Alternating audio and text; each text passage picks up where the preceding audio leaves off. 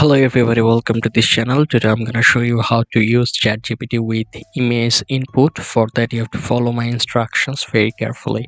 So first of all, I want to inform you that there is no direct option to upload any image in ChatGPT and you can start chatting with it. So I will find you a alternative solution which is mini GPT-4.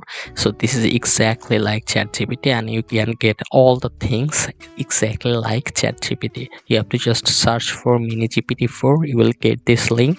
You have to just tap on the first link and you can see there are 6 options. Tap on the space button.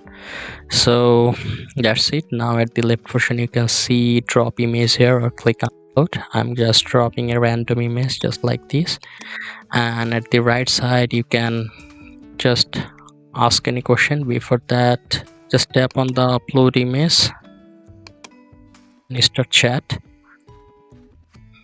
So it takes a little bit time, you have to wait a bit. It has been uploaded. Now you can easily ask anything like describe the image.